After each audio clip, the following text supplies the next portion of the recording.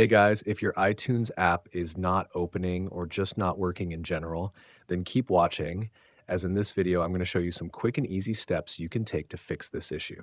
So, the very first thing we need to do is head over to the Start menu, and we're going to search for Settings, and then come over to this Settings tab.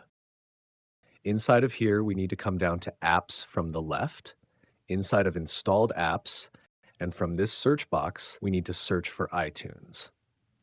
And once you've found iTunes, we just simply need to head over to these three little dots here and come over to Modify Options. Then select Repair. This will start fixing the app without removing your data, and it should only take a few moments to complete. Once the repair process is finished, go ahead and try launching iTunes again to see if the issue has been resolved. So once you've done that, it's also worth coming down to Windows Update from the left here and just pressing this Check for Updates button to ensure you're running the latest version of Windows, as sometimes outdated software can also cause issues with the app. And once you've ensured you're running the latest version of Windows, we can then head out of this window and you can check to see if that's fixed the issue. Otherwise, the next thing you need to do is come over to the Start menu, and we're going to search for Run and come over to the Run icon. Inside of here, you need to type in msconfig and then just hit Enter. And now from these top tabs here, we need to come over to Services, and you need to come down and press this Hide All Microsoft Services button.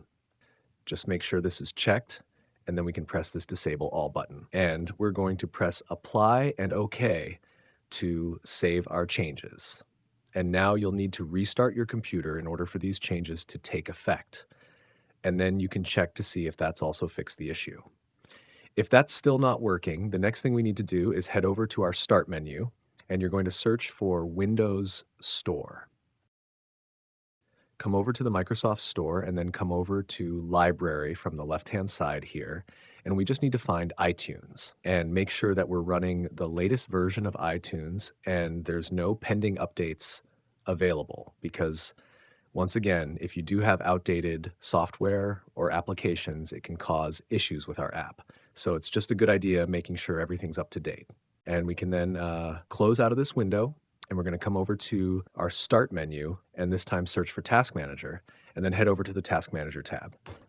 In the search box up here, we're going to search for iTunes, and nothing appeared for me here, but if you do get anything come up here for iTunes, then you just simply need to right-click on the process and select End Task to end it. And then once you've ensured nothing's running inside of here, we can then head out of this window, and we're going to try relaunching iTunes to see if that's fixed the loading issue. Now, if that's still not working, the very last thing we can do is head back over to the Start menu, and this time we're going to search for Command. And we need to come to this command prompt and then right-click and run as administrator. Inside of here, there's a few commands that we need to type in to check our core Windows system files just to ensure nothing's corrupt or broken. So I've already got these saved in the notepad here, and I'll leave these in the video description so you guys can come and copy and paste them too. So I'm just going to paste this first command in, and it should only take a couple of seconds. And as you can see, no corrupted files were detected, so we can go ahead and try this second command here, and then just paste that in. And once again, this should only take a few seconds to complete. You'll just need to wait for this verification to get to 100%. So once you've completed the scan, if the scan does detect any errors, then you need to go ahead and use this third command here. And basically what this does is it will repair your computer and any of those corrupt files that it detects.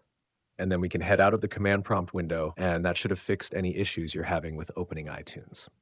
If this video did help you, then please drop a like and subscribe.